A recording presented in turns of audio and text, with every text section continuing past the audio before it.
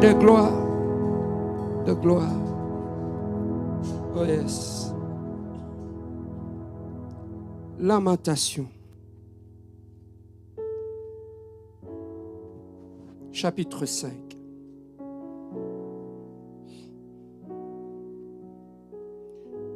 Lamentation chapitre 5.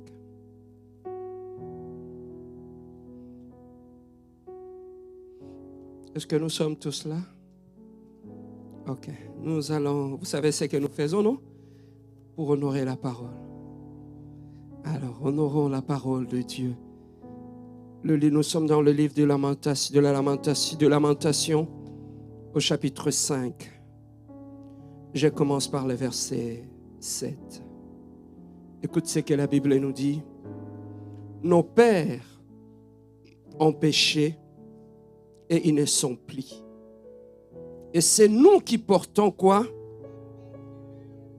Des iniquités. 8. Les esclaves dominent sur nous et personne ne nous délivre de leur main.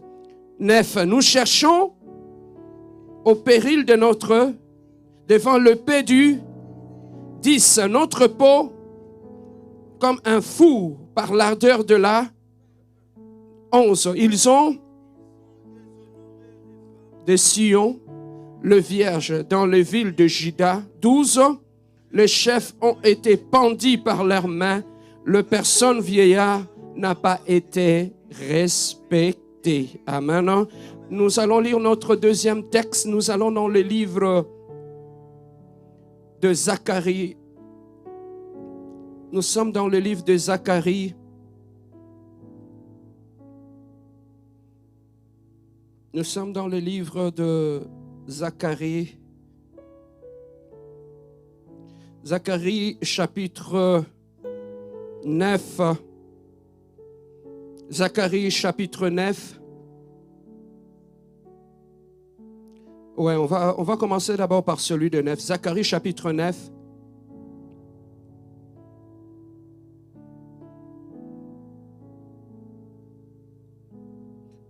Zacharie chapitre 9, verset 9. Qu'est-ce que la Bible nous dit?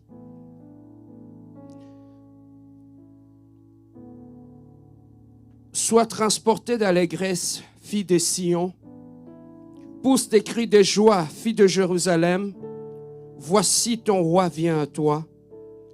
Il est juste et victorieux. Il est humble et monté sur un âne, le petit d'un ânesse. Nous allons finir par Marc chapitre 11, verset 1. Marc chapitre 11.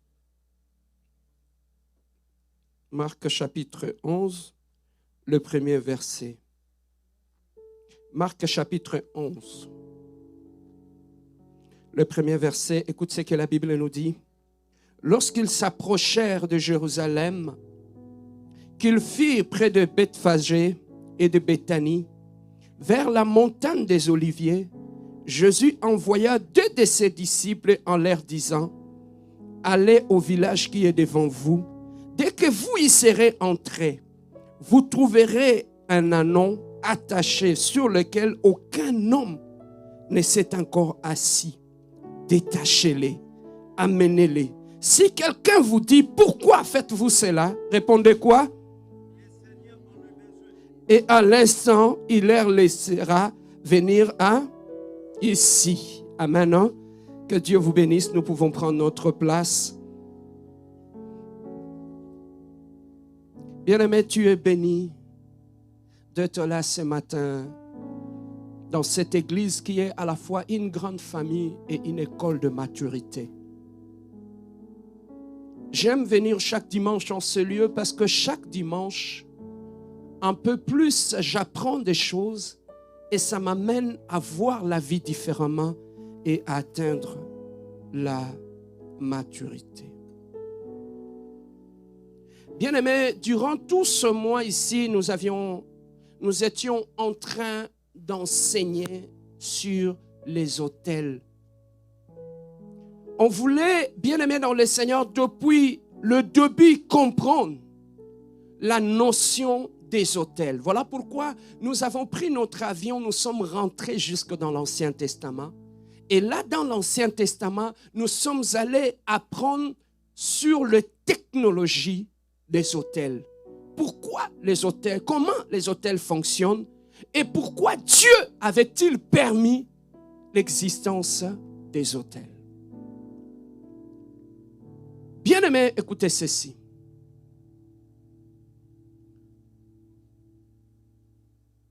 Avant la chute, avant que le diable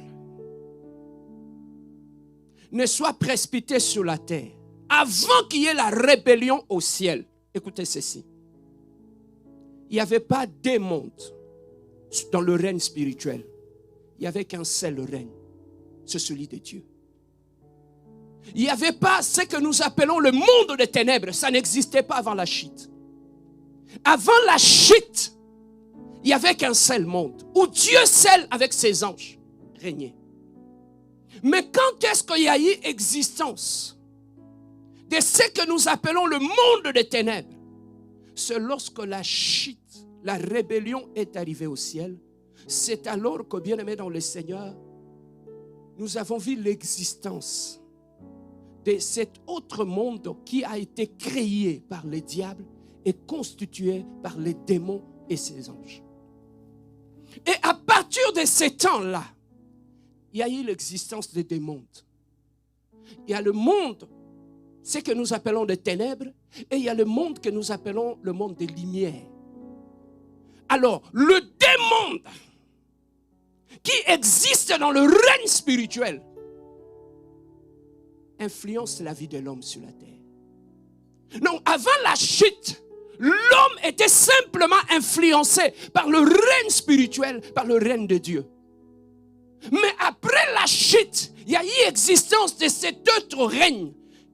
Maintenant, bien-aimés dans le Seigneur, sachez que sur ta vie sur la terre, il y a ces deux mondes qui cherchent à contrôler ta vie. Que tu le veuilles ou pas, ce n'est pas une question de famille. Nous, notre famille, il n'y a pas de sorciers, il n'y a pas ceci. Le matin, lorsque tu te réveilles, sachez que dans le règne spirituel, il y a des mondes qui cherchent à prendre le contrôle de ta vie, à t'orienter et à te guider. Sachez que dans ta maison, ces deux mondes, le monde des ténèbres et le monde de Dieu, cherchent à contrôler ta vie, ta maison, ton mariage et ton existence. Maintenant, bien-aimés dans le Seigneur, retenez ceci. Que ce soit le monde des ténèbres, que ce soit le règne de Dieu, les deux fonctionnent avec le même principe. Le même règle de jeu, le même principe régule le règne spirituel, que ce soit dans le côté du diable, que ce soit dans le côté de Dieu. Voilà pourquoi tu vas trouver que le diable copie certaines choses qu'il trouve du côté de Dieu. Pourquoi? C'est pour opérer facilement dans le monde spirituel. Bien aimé, dans le règne matériel comme ça, l'homme fait ce qu'il veut. Mais dans le règne spirituel, c'est un monde de règles, de lois et de principes. Donc là-bas, on ne triche pas dans le monde spirituel. Tout est clair. Il n'y a pas de confusion là-bas. Que ce soit Dieu, que ce soit le diable, il respecte les règles dans le monde spirituel. Dis-moi, pasteur, parle. Dans le règne spirituel, je te donne un exemple. Dieu a prévu que dans la vie de l'homme, il y a une porte d'entrée pour accéder à l'esprit, à l'âme et à la vie de l'homme. Mais qu'est-ce que Dieu a fait? Le poignet qui ouvre la porte pour accéder à ta vie ne se trouve pas à l'extérieur, se trouve à l'intérieur. Je peux parler? Voilà pourquoi Dieu commence à avertir l'homme. Ne donnez pas accès à qui? Au diable. Parce que celui qui donne l'accès à ta vie, non, le diable de lui-même, il ne peut pas forcer la porte de ta vie et entrer dans ta vie. De lui-même. selon le principe spirituel qui régit le monde spirituel, le diable et Dieu ne peuvent pas accéder à ta vie si toi tu ne lui donnes pas accès. Jésus dit, je suis devant la porte, je cogne.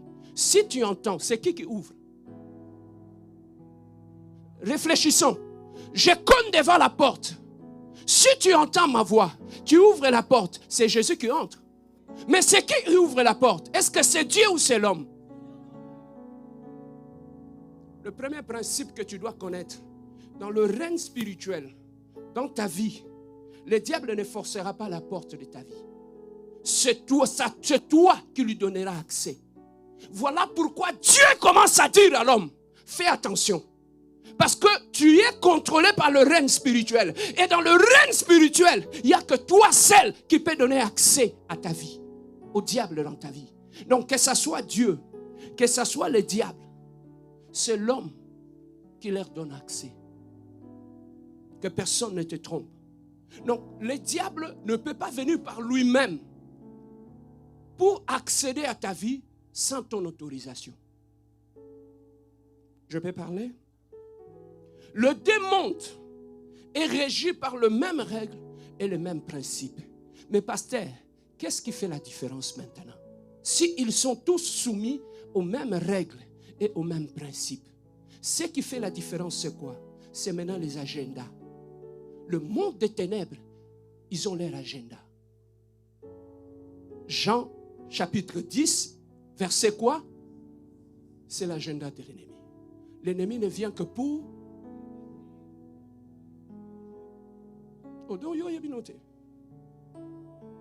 Tu ne connais pas? Jean chapitre 10, verset 10, ça dit quoi?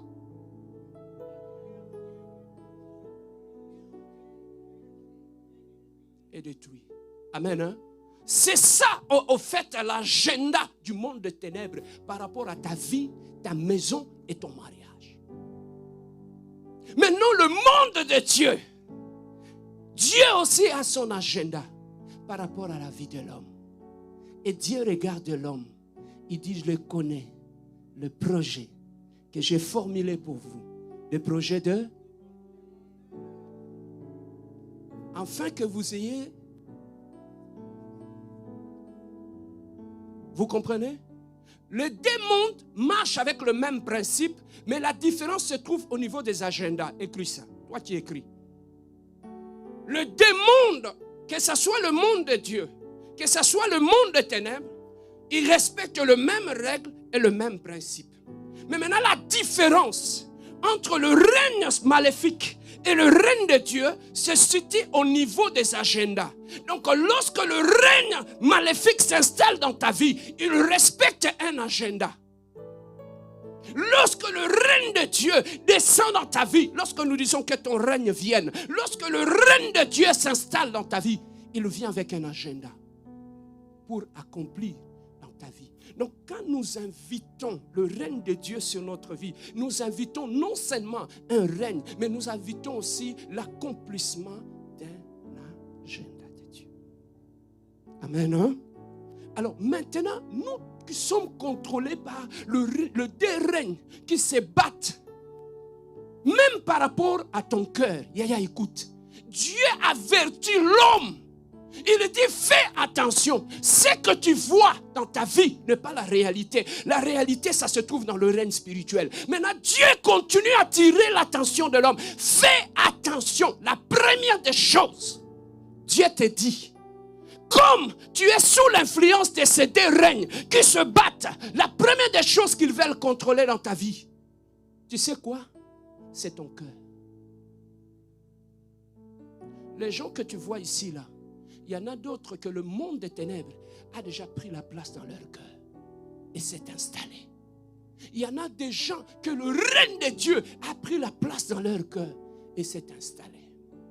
Voilà pourquoi Dieu a dit à Nicodème, avant toute chose, il faut rentrer par le commencement. Il faudrait que tu puisses d'abord naître de nouveau. Lorsque nous naissons de nouveau, ça veut dire quoi? Tu as fait le choix d'appartenir soit au règne de Dieu, soit au règne de Satan. Donc les choses dès le départ doivent être claires. Vous comprenez? Donc dans les choses de Dieu, papa, ne te trompe pas. Les choses dans ta vie doivent être claires dès le départ. Parce que le démon, papa, tu ne peux pas naviguer entre les deux mondes. Ou soit tu es du monde des ténèbres, ou soit tu es dans le monde de Satan. N'écoutez pas le mensonge qu'on nous raconte derrière. Moi, je ne prie pas. Moi, vos histoires de l'église, je ne vois pas Satan, je ne prie pas, je suis neutre. Papa, il n'y a pas de neutralité. Ou soit tu appartiens à Dieu, ou soit tu appartiens au Satan. Amen, hein? Amen, hein? Est-ce qu'on comprend? Nicodème vient nuitamment. Papa, je vais aussi avoir. Ce que tu fais là est grave. Jésus lui dit, Nicodème, tu vois dans les choses que nous faisons là, ce n'est pas une question d'offrande ou de monde. La première des choses, il faut que tu te situes d'abord. À quel royaume tu appartiens? Voilà pourquoi si tu veux appartenir à notre royaume et bénéficier de tout ce qui nous appartient, tu dois d'abord définir ta position par rapport à Dieu ou par rapport au diable. Je peux parler? Tous les désordres que vous voyez dans l'église est lié à ces problèmes de choix. Il y a des pasteurs qui prêchent, qui n'ont jamais encore choisi à quel royaume qu'ils appartiennent. Voilà pourquoi Josué a dit, lorsque Israël était dans la confusion, il a dit, Israël, nous devons faire un choix. Moi, ma femme et mes enfants, nous avons choisi de servir Dieu. Si vous autres, vous allez servir autre chose, ça ne marchera pas. Dis-moi, pasteur, parle. Le problème de règne, savoir, c'est situé par rapport à quel règne que tu te positionnes. Voilà pourquoi Dieu nous interdit, même dans le cadre du mariage, d'aller épouser n'importe qui. Parce que ce monde est contrôlé par des règnes. Tu ne peux pas être de la lumière et épouser une personne qui appartient à l'autre royaume. Il y aura la guerre. Parce que les deux royaumes sont en guerre. Voilà pourquoi tu vas trouver que dans un couple, la guerre peut quitter le ciel et commencer à se manifester dans votre maison. Je peux parler?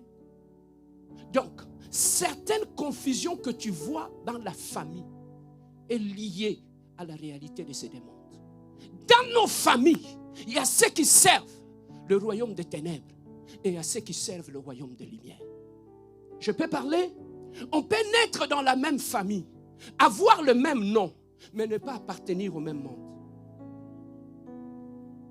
Tu peux être le fils de ma mère, la fille de mon père. Sur le plan physique, on a le même nom, le même parent, mais dans le règne spirituel, on n'appartient pas dans le même monde.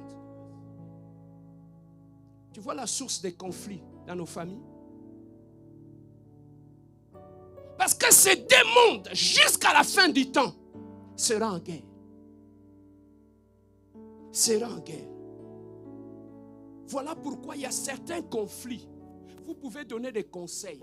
Vous pouvez faire tout ce que vous voulez. Ça ne marchera pas parce que dans cette famille-là, est subdivisée en deux. Il y a ceux qui appartiennent dans le royaume des ténèbres et ceux qui appartiennent dans le royaume des lumières. Et ces deux catégories de personnes ne se jettent pas de fleurs. Ils sont en combat. Chaque jour, ils sont en combat. Dans le monde des ténèbres, ils ont l'air pasteurs. Ils ont l'air évangélistes. Ils ont l'air diacres. Ils ont l'air intercesseurs. Dans le règne de Dieu, ils ont l'air intercesseurs. Ils ont l'air ceci. Voilà pourquoi Jésus dit, le plus important dans la victoire, dans le domaine du combat spirituel, c'est d'abord commencer par te situer. Tu appartiens à quel règne? Je peux parler? Pasteur, pourquoi des fois nos prières ne marchent pas? Bien-aimé, je te ramène dans la prière de notre Père. La prière de notre Père commence comment? Notre Père, l'efficacité de la prière, c'est aussi une question d'appartenance. Papa, on ne prie pas. Parce que lorsque tu pries sur la terre, le règne de Dieu et le règne des ténèbres doivent savoir t'identifier. Cette prière vient de quel royaume? Tu vois comme nous prions, nous adorons. Ce qui appartient au royaume des ténèbres, prie aussi, adore aussi. Vous voyez quand nous prions ici à l'église, ne pensez pas qu'il n'y a que nous-mêmes qui prions. Dans les temples, va à Sherbrooke ici, sur la rue Sherbrooke, il y a un temple là-bas. Quand vous allez les vendredis soirs, il y a des autos qui sont remplis. C'est les temples du diable. Ils sont là, il y a des médecins, des ingénieurs, il y a des hommes intelligents, ils sont là. Ils prient et ils adorent aussi. Donc ne pensez pas que tout ce qui touche la prière a seulement à voir avec ce qui appartient au royaume de Dieu. Même dans le royaume des ténèbres, on prêche aussi. Amen. Hein? Bouge ton voisin, dis-lui, tu appartiens à quel royaume?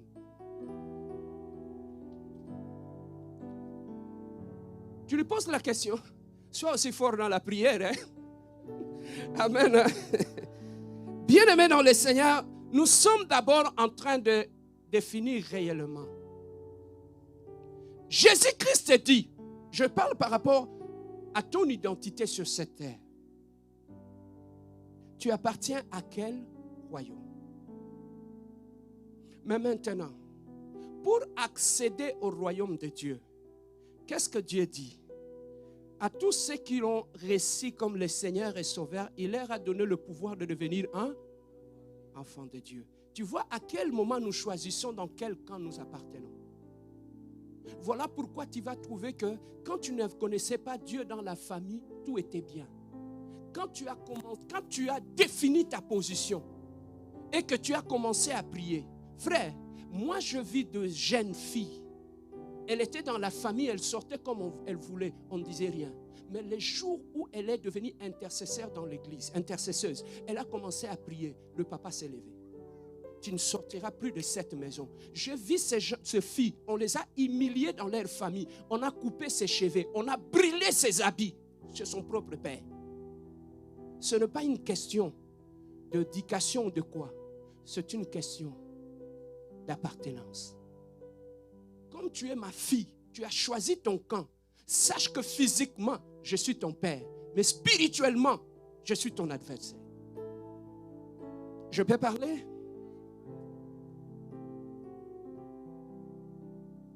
Ceux qui veulent se marier, le mariage, la réussite, n'est pas qu'une question d'amour, de je t'aime ou de romantisme.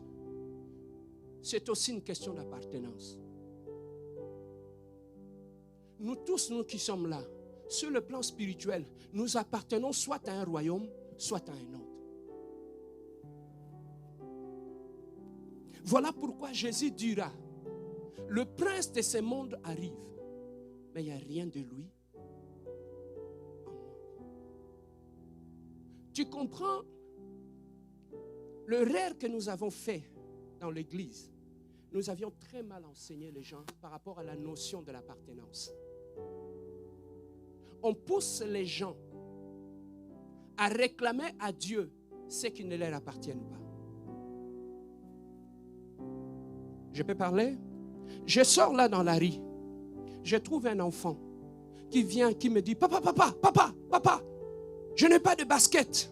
Ça coûte $200 ici à Saint-Hubert. Je vais aller acheter.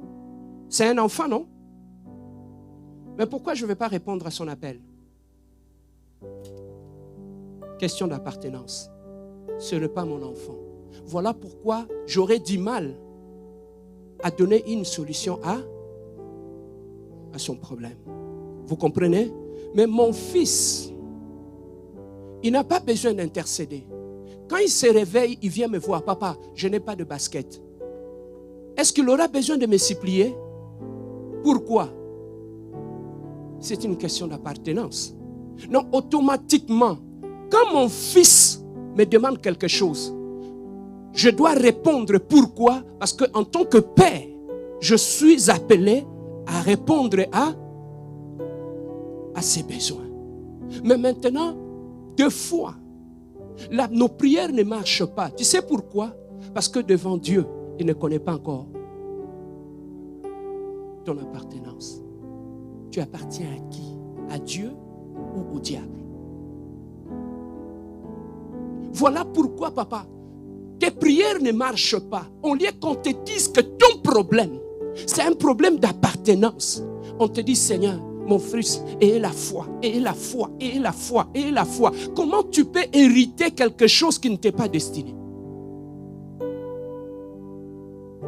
Donc, des fois, papa, quand tu pries, tu sens que tes prières ne marchent pas. Vérifie ton appartenance. Vérifie d'abord ton appartenance. Papa, je refuse d'accepter que quelqu'un soit un enfant de Dieu et qu'il demande tout le temps des choses à Dieu et que Dieu ne puisse pas répondre à ses prières.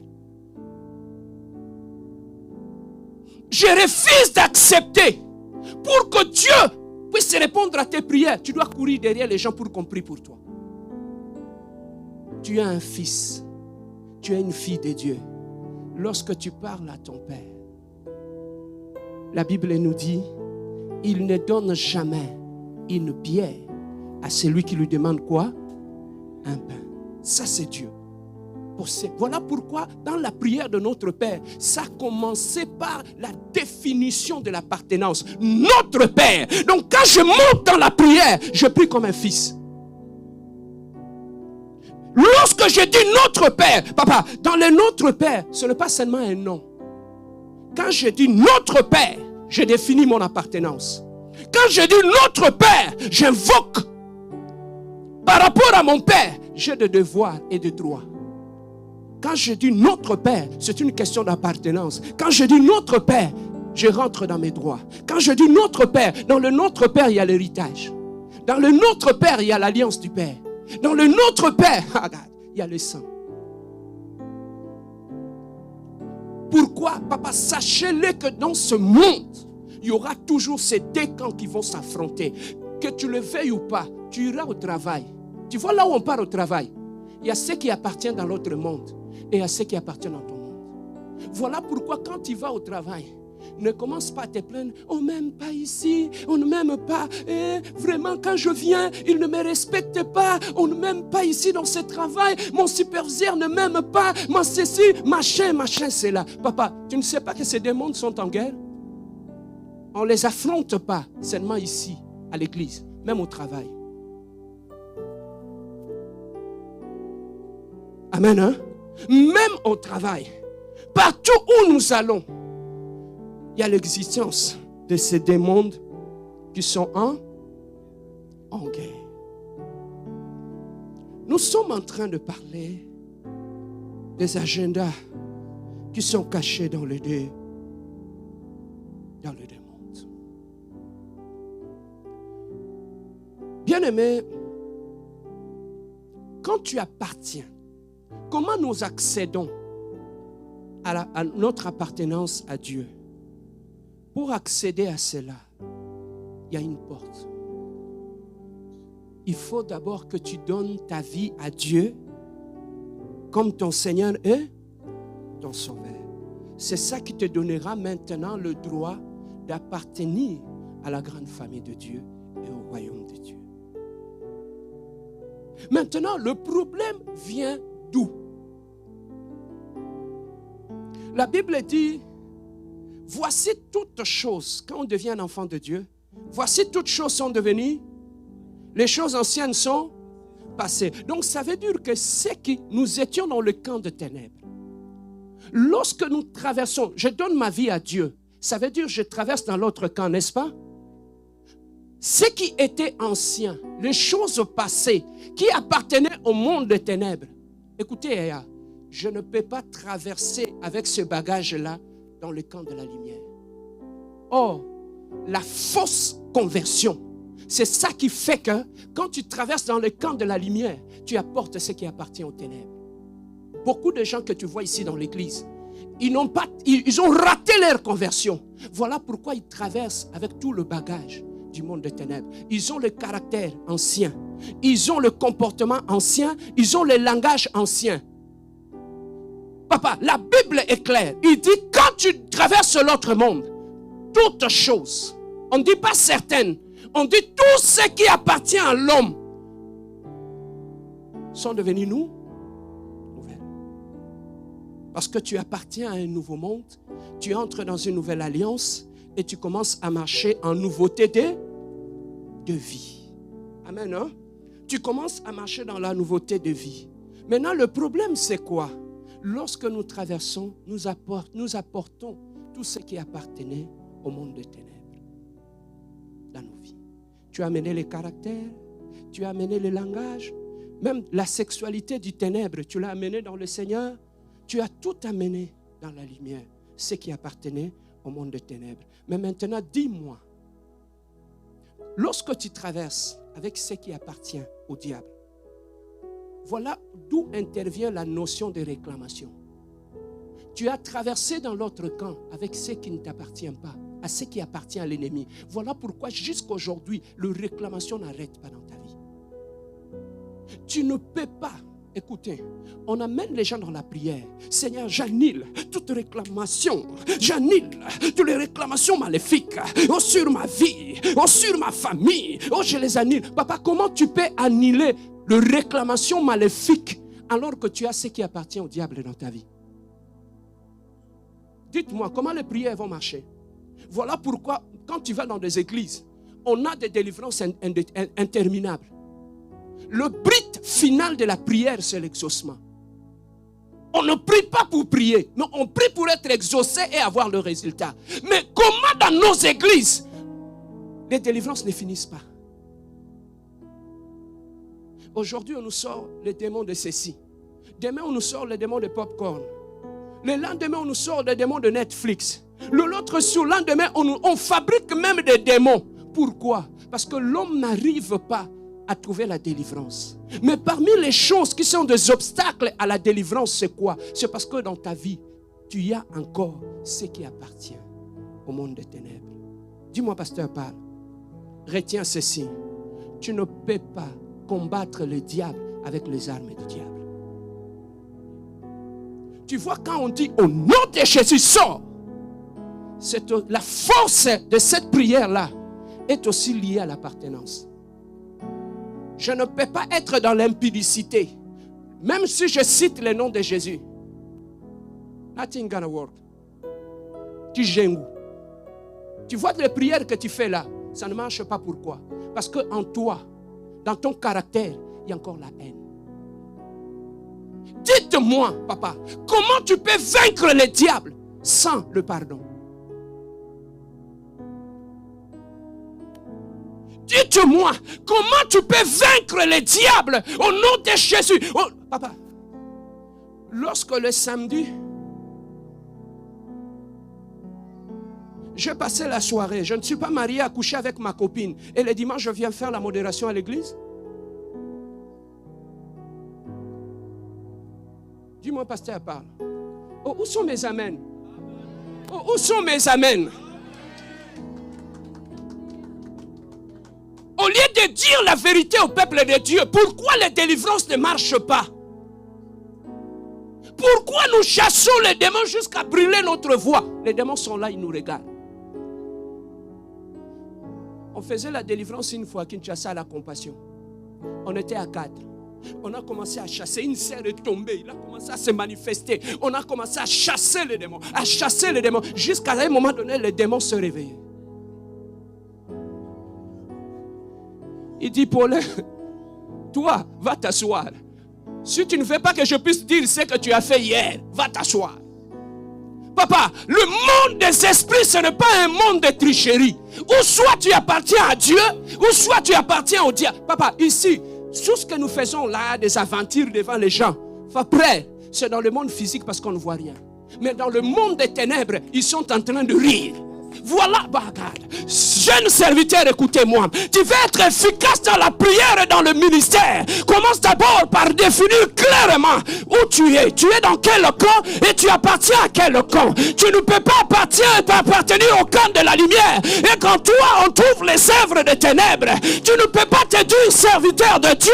Et quand toi, on trouve l'impudicité et tu commences à manger les cerfs dans l'église, tu vis dans l'adultère, dans l'impudicité dans l'église.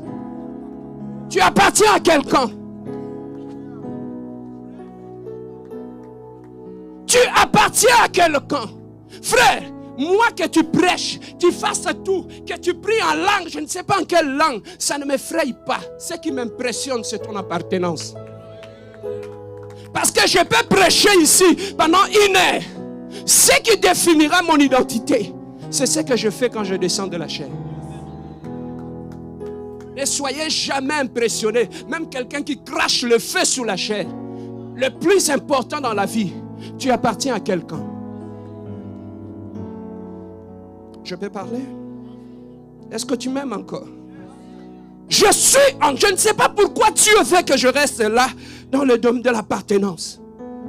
L'église, il y a la confusion dans l'église. Pourquoi nous ne savons plus définir la ligne de démarcation entre ce qui appartient aux ténèbres et ce qui appartient à Dieu? Dommage. Pourquoi l'église a perdu la force? C'est parce qu'il y a une confusion. Le matin, nous sommes dans la lumière et le soir, nous nous cachons dans les ténèbres. Et quand nous revenons dans le combat spirituel, où est la victoire? Où sont les témoignages ici?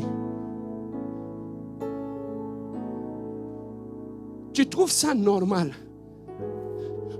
Toute l'année 2023, tu n'es passé aucun jour ici devant pour témoigner ne fût-ce qu'une victoire. C'est normal? Non, parle-moi. Est-ce que c'est normal?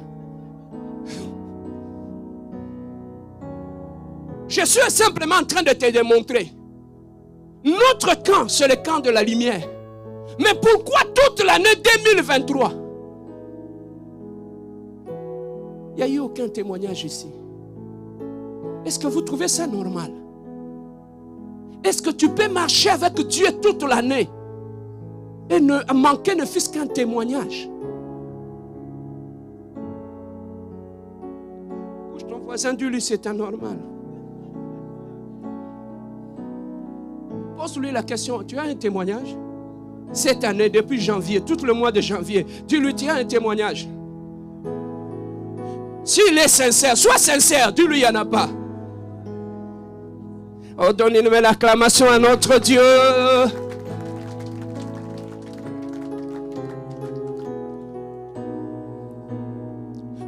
Et qu'est-ce que le diable utilise pour créer la confusion?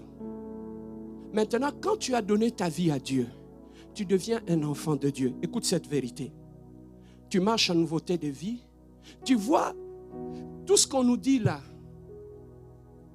Il n'y a plus de condamnation pour ceux qui sont en Jésus. Et en Jésus, nous sommes victorieux. Tu sais, toutes ces choses-là, ça ne se manifeste que dans la vie de ceux qui respectent les conditions. Donc, tu ne peux pas marcher comme tu veux et commencer à déclarer, il n'y a plus de condamnation. Pour ceux qui... On nous a mal enseigné ces choses dans l'église. Dis-moi, pasteur, parle. Je suis à Kinshasa, j'applique pour le visa pour aller au Canada.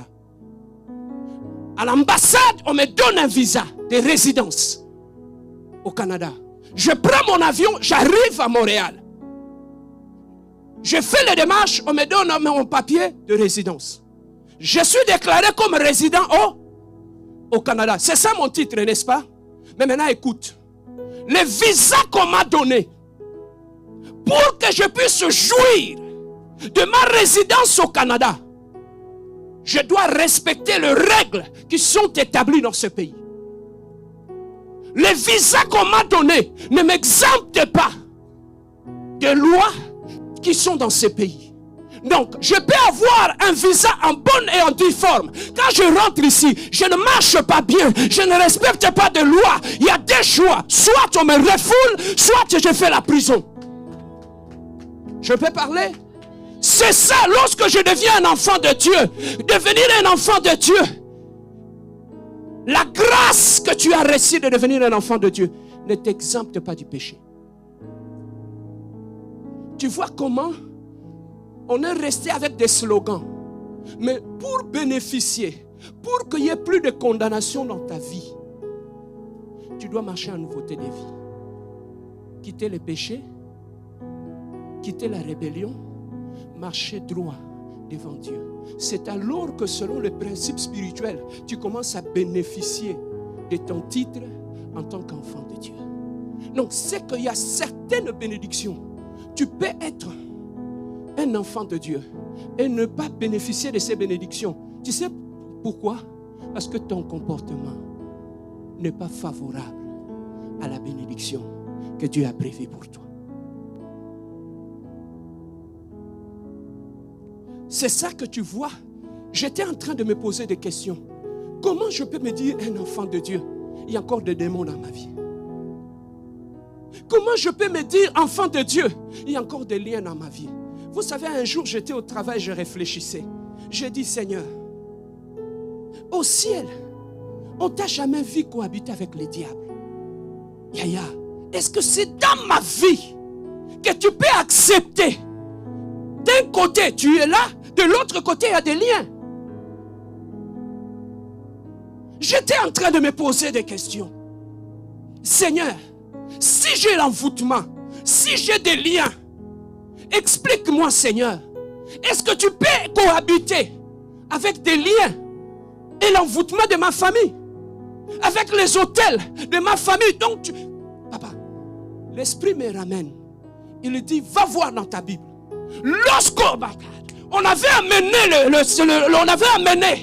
l'âge dans le temple de Dagon,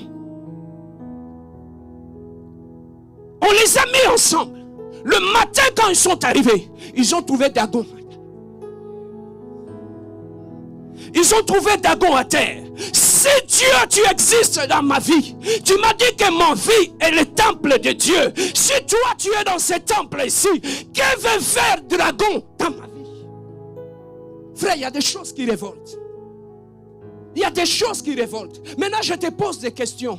Si Dieu a refusé de cohabiter avec le diable au ciel, c'est dans ta vie qu'il va accepter? Mais maintenant, si Dieu est là, il règne, peut-il partager son règne avec le règne des démons dans ta vie? Mais maintenant, pourquoi les démons sont là? Bouge ton voisin, dis-lui pourquoi les démons sont dans ta vie.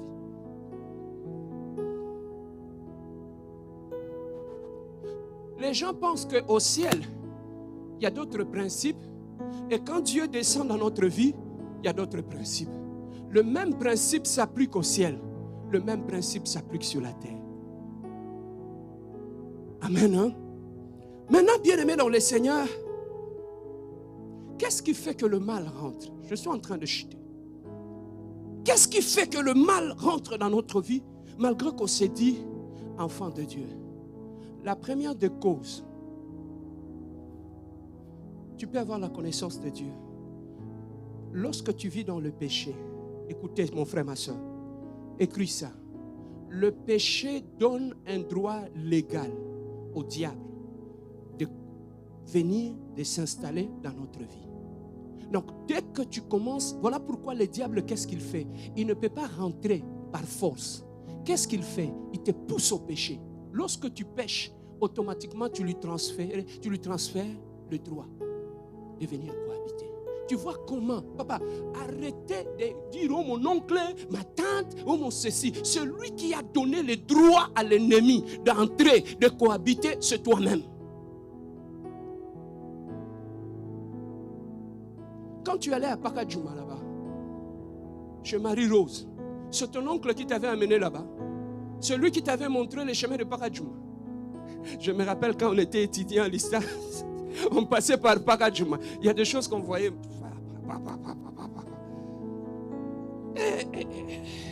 On voyait des choses compliquées là-bas.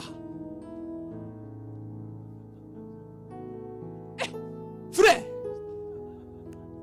à Pakadjouma là-bas, Tu vas trouver quelqu'un. Une femme est devant là, il attend le client. Sur son visage, je crois. Quel maquillage!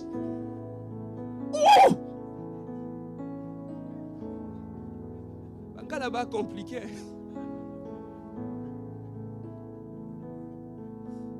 Amen. Oh, est-ce qu'on peut donner une main d'acclamation? C'était juste pour te réveiller. Je suis en train de chuter.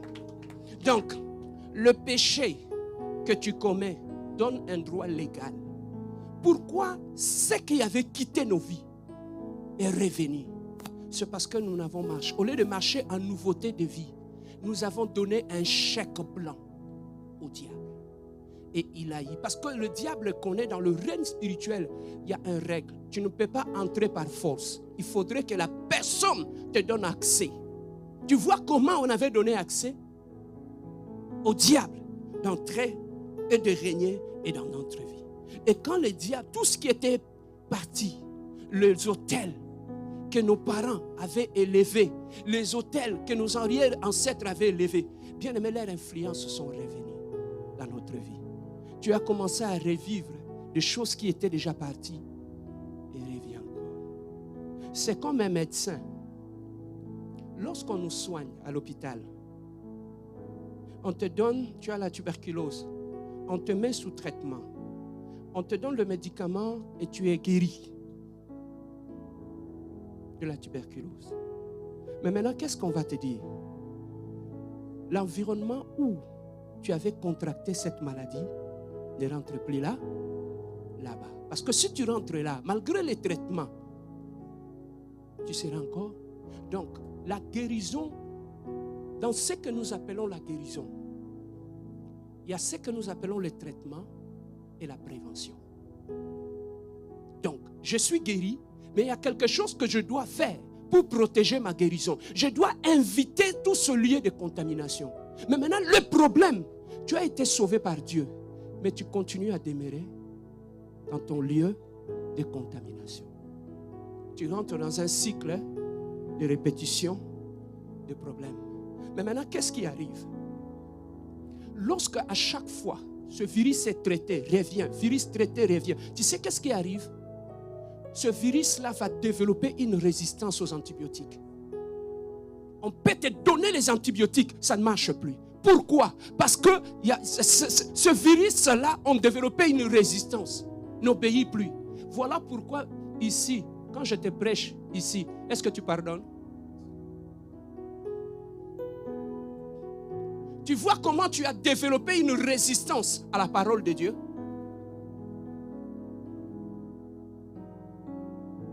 Je t'ai dit de ne pas coucher avec Angèle. Mais tu l'as fait, non? Pourquoi? Parce que ton cœur a développé la résistance par rapport à la parole. Et maintenant, qu'est-ce que le diable fait? Lorsqu'il revient, il s'installe. Il élève ce que nous appelons des forteresses au niveau de tes pensées. Tous les conseils ne rentreront plus. Ton cœur est endurci. Tes pensées sont protégées par les forteresses. On peut faire tout, ça ne m'entrera plus. Et maintenant, bien-aimé dans le Seigneur, le diable s'installe. Dans 5 minutes, je finis. Le diable s'installe. Et quand il s'installe, il ramène ce que nous appelons les autels. Les fondements, prenons. Les fondements. J'ai compris une chose dans la vie. On ne peut pas bâtir un hôtel si on ne creuse pas en profondeur. Beaucoup de problèmes que nous avons dans notre vie, à 80%, ne vient pas d'ailleurs. Ça vient de nos fondements. Sur quel fondement ta vie est bâtie? Avant qu'un arbre commence à pousser, ça commence d'abord par les racines. Amen, hein? Alors, ça commence par les racines. Non, le grand problème dans notre vie, les racines ne sont pas visuelles, ils sont cachés. Non, parmi les causes de nos échecs, de nos combats dans la vie, ça vient de nos fondements. 10 fondements. 10 fondements. Mais maintenant, qu'est-ce que la Bible dit par rapport aux fondements? Dieu dit ceci. Faute de fondement qui fera le. Lorsque les fondements sont renversés, qu'est-ce que le juste peut faire? Donc le grand problème dans la vie de l'homme sur la terre vient de ses fondements. Mais comment le diable arrive à attaquer nos fondements?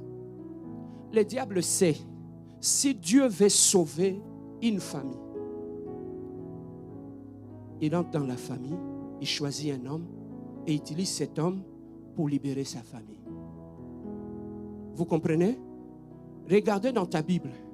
Pour sauver Israël, Dieu est allé choisir un Moïse et il a utilisé Moïse pour sauver toute une famille, n'est-ce pas? Alors, le même principe, le monde des ténèbres l'utilise. Pour détruire une famille, le diable entre aussi dans la famille, choisit quelqu'un. Mais maintenant, je pose la question. Est-ce que toi, tu n'as pas le choix du diable dans ta famille? Hein? Quand je regarde vraiment ton comportement et ton caractère, est-ce que tu ne vois pas quelque chose de louche? Bouge ton voisin, dis-lui, tu n'as pas le choix. Mais maintenant, bien-aimés, nous sommes en train de parler de fondements qui sont à 80% la cause de nos problèmes. Je chute par là. Mais qu'est-ce qui constitue le fondement qui crée des problèmes dans notre vie? Si je parle de fondement, parce que le fondement sur lequel ta vie est bâtie peut contrôler ta vie, peut contrôler ton caractère. Le fondement, c'est ça qui impose un caractère. Le fondement peut orienter ta vie. Le fondement qui sont dans ta vie peut choisir une femme pour toi. Tu vois beaucoup de gens qui se sont mal mariés. Ces choix-là ne viennent pas d'eux. Ça vient du fondement de leur vie. Le fondement qui sont dans ta vie peut choisir un homme, une femme qui viendra accomplir le plan du diable dans ta vie. Beaucoup des choses que tu vois ne viennent pas d'autres personnes. Ça vient de tes fondements. Parce que le fondement est capable de t'appeler. Le fondement est capable de te parler. Le fondement est capable de t'orienter. Le fondement est capable de te tirer. Le fondement est capable de te ralentir dans ta progression. Le fondement peut bloquer ton chemin. Dis-moi, pasteur, parle. On a donné la promesse à Jésus. Tu entreras à Jérusalem sur un anneau. Et les gens vont faire de rameaux. Jésus arrive devant la ville. Il n'y a pas d'anneau. L'anneau n'est pas là. Il dit à ses serviteurs, allez dans la ville. Vous allez trouver un anneau. Mais cet anneau-là, qui devait servir pour l'accomplissement de la promesse de Jésus-Christ dans sa ville, était attaché. Était à pour que Jésus puisse voir l'accomplissement de cette promesse-là depuis l'Ancien Testament. Il fallait que quelqu'un soit délié. Il a dit à ses gens, allez dans la ville, vous allez trouver un anneau. Et cet anneau-là est attaché. Déliez-les. Et quand l'anneau, bien aimé, l'anneau-là qui était attaché, maintenant, qu'est-ce que c'est le diable, c'est qu'il nous fait? Il nous attache quelque part pour qu'on ne puisse pas vivre l'accomplissement de nos promesses. Tu vois d'où vient le diable nous lie? Mais maintenant, qu'est-ce qu'il fait? Là où il t'a lié avec un corde, ton déplacement est limité. Il va commencer à te donner la nourriture et l'eau pour que tu te sentes confortable dans la captivité. Voilà pourquoi tu vas trouver qu'il y a des gens qui ont des liens, des démons dans leur vie et ils sont confortables avec. Parce qu'ils sont habitués avec leur captivité. Ils mangent là, ils boivent là.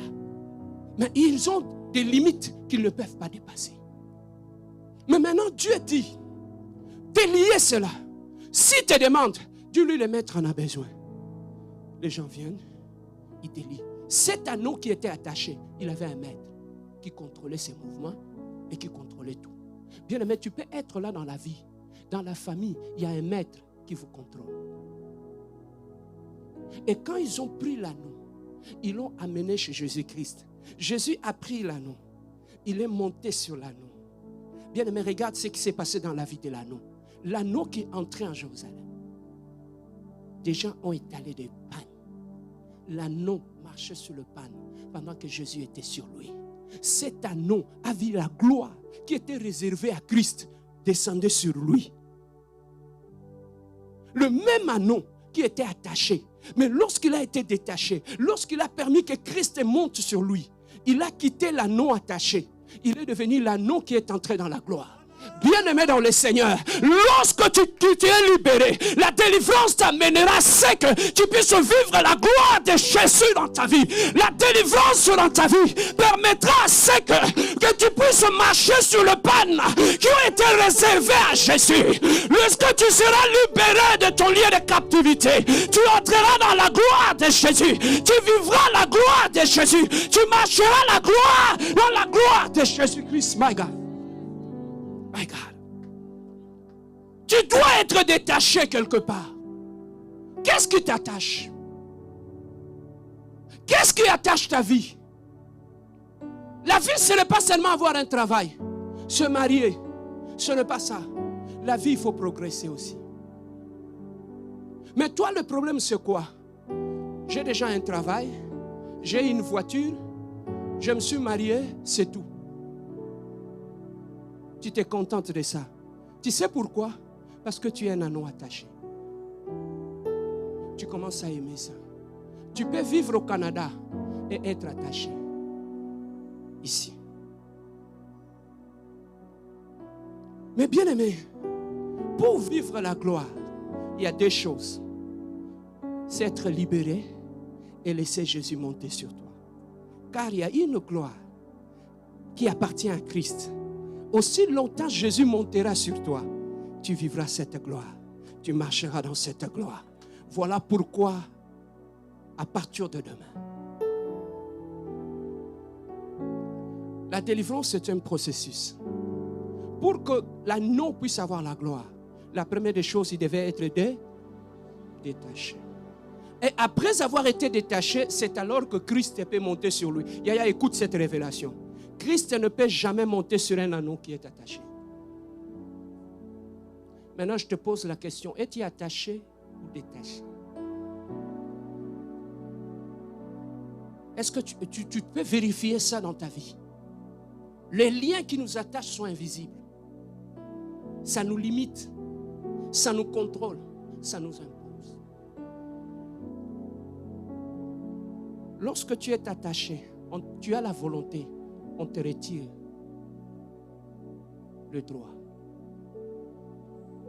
Bien-aimé, lundi, mardi, mercredi, pendant 3 jours, j'entrerai en jeûne et prière avec toi. On va commencer les choses par le commencement. Dis le commencement. Nous avons 3 jours de jeûne et prière, de vérification. David disait à Dieu, Seigneur, il allait devant le Seigneur, il ouvrait ses mains, il disait, Seigneur, sonde-moi. Je peux parler? Quand tu arrives malade à l'hôpital, on t'amène dans les urgences. La première des choses, on check tes signes vitaux. Et ensuite, on te stabilise ta situation. Après la stabilisation, on retire ton sang. On va aller vérifier dans ton sang. Qu'est-ce qui est à la base de cette maladie? On ne te donne pas les médicaments au hasard. On doit savoir c'est quoi les problèmes pour attaquer les problèmes. Maintenant, toi, tu pries. Est-ce que tu connais les problèmes que tu as? 3 jours de jeûne et prière. Tu vas entrer en prière jusqu'à ce que Dieu va te montrer, 1, ton identité, 2, ton appartenance. Lorsque je connais mon identité et mon appartenance, c'est alors que je peux monter en combat spirituel. Tu vois comment on a chassé des démons sans qu'il y ait un effet? Pourquoi? Parce qu'on n'avait pas au préalable vérifié notre appartenance. Tu n'auras aucune victoire dans le combat. Papa, il y a dans la Bible ce qu'on appelle, tu connais le fils de Séva? Tu as entendu déjà cette histoire? Il était un prêtre. Il avait ses enfants. Et ces prêtres-là chassaient les démons, guérissaient les malades, faisaient tout. Ils n'étaient pas là. Ils ont voulu reproduire ce que le papa faisait. Mais sans savoir qu'ils avaient un problème d'appartenance. Ils ont chassé les démons chez quelqu'un. Les démons sont sortis de la vie de cette personne-là. Ils les ont attaqués jusqu'au point de leur laisser nid devant tout le monde. Frère, on ne combat pas n'importe comment. Vérifie d'abord ton identité. C'est ce que j'ai compris qu'on nous a amenés dans des prières. Papa, tu fais la prière. Oh non! J'attaque mes oncles. J'attaque les démons. Tu les attaques. C'est bien. Mais lorsqu'il y aura retour de feu, tu vas supporter? C'est ça qui fait qu'il y a des prières. Quand tu ne connais pas, tu t'engages à ces prières, ça allume le combat. Tu viens ici, tu chasses les démons sans connaître ton identité. Le lundi, quand tu vas aller au travail, tu avais seulement 30 heures. Quand tu rentres au travail lundi, on te met à porte. Voilà pourquoi le plus important dans le domaine spirituel, c'est ton identité et ton appartenance. Lundi, mardi, mercredi, nous avons 3 jours de jeûne et prière. Nous allons prier d'abord pour nous situer par rapport à notre appartenance. Nous commençons notre jeûne de minuit jusqu'à 18h. À 20h, écoutez le programme, on est au téléphone. On commence la prière. À 20h juste, on commence la prière. Mardi, minuit, jusqu'à 18h, à 20h, on est en prière en ligne. Mercredi, minuit, 18h, 20h, on est en prière au téléphone. Tu sais, ces programmes-là, lorsque dans ta vie tu as des mauvais fondements, ça t'empêchera de faire ça. Au Monayomo. Toi-même, tu vas voir. Tu ne vas pas les faire. Parce que les fondements spirituels ont la capacité de t'empêcher de faire certaines choses. Voilà pourquoi tu trouves beaucoup de gens, ici à l'église, quand nous avons des programmes de prière, il y a des gens qui disparaissent. Si on a un programme d'une semaine, il ne va pas venir à l'église. Une semaine après, il revient. Tu sais pourquoi? Parce que le fondement de sa vie les complique. Complique sa vie. Maintenant, écris ça avant de finir. Pasteur, tu parles de fondement, mais qu'est-ce qu'il y a dans les fondements? Écris ça rapidement pour terminer. Dans le fondement de la vie de l'homme, ou la racine de la vie de l'homme, ou la généalogie de la vie de l'homme, qu'est-ce qu'on trouve? Le fondement de la vie de l'homme est d'abord constitué par des autels. Écrit autel. Dans le fondement, on trouve les autels qui influencent négativement la vie de quelqu'un. Donc, ce sont des choses que je te montre que tu vas détruire lorsque tu t'attaques aux problèmes liés au fondement de ta vie. La première des choses, lorsque tu veux traiter les problèmes qui sont liés au fondement de ta vie, la première des choses qu'on trouve dans le fondement, ce sont les autels. Écris ça.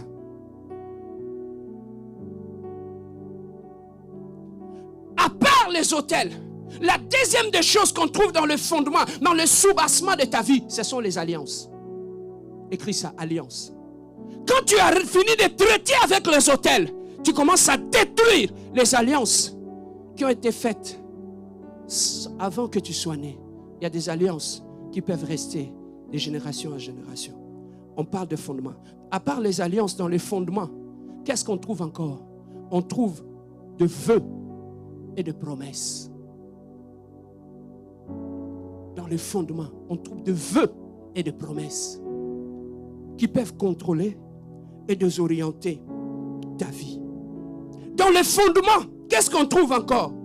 On trouve les sanctions dans les fondements.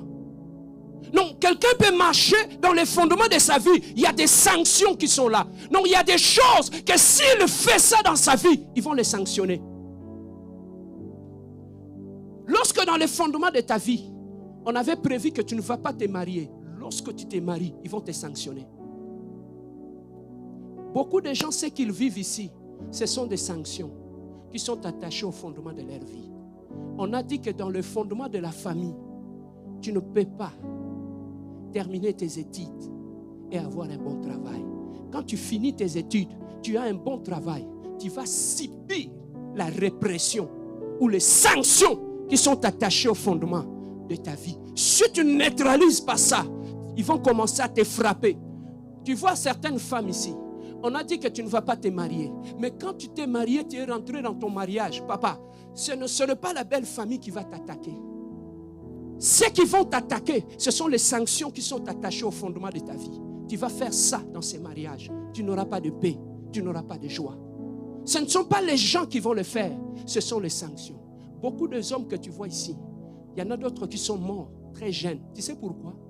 Ça n'était pas prévu dans le fondement de sa vie qu'il s'est marié. Mais quand il s'est marié, ils ont dit, tu as épousé une femme de prière. Tu as brûlé nos lois. Tu vas subir la loi de la rigueur. Beaucoup de gens que tu vois, tu as des problèmes au travail, tu as des problèmes partout. C'est lié à quoi? Aux sanctions qui sont attachées au fondement de ta vie. On t'avait dit d'avoir un enfant, non? Tu en as maintenant 3. Tu penses qu'ils vont te laisser? Si tu n'annules pas les sanctions qui sont dans le fondement de ta vie, c'est sur ces sanctions-là qui vont combattre ta vie. Et enfin, dans le fondement, on trouve la réclamation. Dans le fondement de ta vie, il y a des réclamations. Tu vas trouver que tu marches.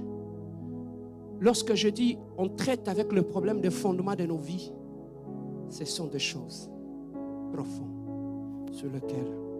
Et à la fin, dans le fondement, on trouve l'héritage. Écris ça, l'héritage. Dans le fondement de ta vie, il y a l'héritage qui t'accompagne. Donc voilà pourquoi si tu veux réussir ta vie, commence d'abord à traiter tous les problèmes qui sont liés au fondement de ta vie. Tu vois toutes ces choses-là qu'on vient de citer là. Nous allons prier chaque jour par rapport à chaque chose. On va s'attaquer aux réclamations. On ne va pas prier en désordre. On va prier, on va attaquer chaque chose. Papa, voilà pourquoi on dit que mais la prière ne finit pas. Mais parce que dans le fondement de la vie, il y a des réclamations, il y a des alliances, il y a des autels. Et toutes ces choses-là, tu dois les détruire. Parce que si tu ne les détruis pas, ils vont commencer à désorienter ta vie. Est-ce que quelqu'un a été béni? Est-ce que quelqu'un a été béni par cet enseignement? Lundi, mardi, mercredi, à partir d'aujourd'hui à minuit, nous sommes en prière pendant 3 jours. Bouge ton voisin, dis-lui, nous sommes en prière. Bouge-lui, dis-lui, nous sommes en prière. Nous avons déclaré le programme de prière. Je sais que dans le monde des ténèbres, ils sont au courant. Mais ne permets pas que le monde des ténèbres t'éloigne de ce programme de prière. Nous entrons dans ce programme de prière. Donc, nous aurons le soir des enseignements, nous aurons le soir des temps de prière. Est-ce que quelqu'un a été béni? Lève ta main, dis Hosanna. Lève-toi là où tu es. Lève-toi là où tu es.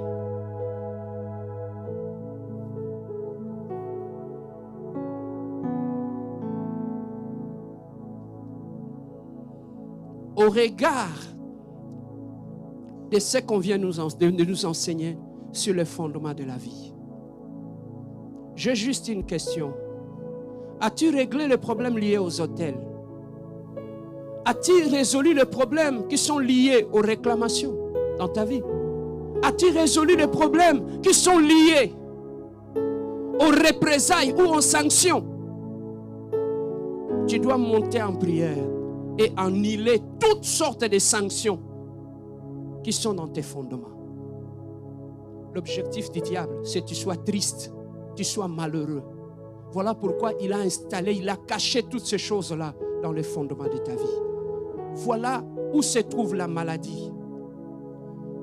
Nous sommes allés au labo. Le résultat des examens sont sortis. Le problème se trouve dans le fondement de ta vie. Maintenant, il faut commencer un programme de traitement en profondeur qui va t'aider à aller attaquer maladie par maladie jusqu'à ce que tu vas te libérer et vivre la gloire de Dieu comme l'anneau sur lequel Jésus-Christ était attaché. J'aimerais que tu puisses recommander ces 3 jours de prière entre les saintes mains de Dieu. Dis à Dieu, Seigneur, je veux vivre ta gloire. Je vais voir ta main. Je vais être enfin libre. Que je sois l'anneau sur lequel tu es monté. Seigneur, libère-moi. élève ta voix et commence à prier avec moi. Prions notre Dieu, alléluia. Éternel, le Dieu de gloire, toi qui es le Dieu glorieux, tu es le Dieu de paix, tu es le Dieu véritable, éternel le Dieu. Tu es le Dieu saint, tu es le Dieu d'amour, éternel, le Dieu de gloire, papa. Nous te recommandons ce 3 jours de prière, éternel, le Dieu de gloire, que nous voulons commencer, Seigneur de gloire. Papa, nous voulons nous retirer sur la montagne, éternel, le Dieu. Traiter le problème de nos fondations, traiter le problème de nos fondements, descendre dans la racine de nos vies, éternel, le Dieu. Nous voulons encore pendant 3 jours creuser encore, éternel, le Dieu de gloire, pour en finir avec des problèmes qui sont liés au fondement de notre vie, des problèmes de représailles, des problèmes des hôtels, des problèmes de sanctions, des problèmes de réclamation éternelle et Dieu de gloire. Nous voulons nettoyer, nettoyer les fondements de notre vie. Jésus, nous voulons nettoyer les fondements de nos vies, Seigneur. Nous voulons commencer un programme de nettoyage des fondements de nos vies, Seigneur. Mets tes deux mains sur la poitrine.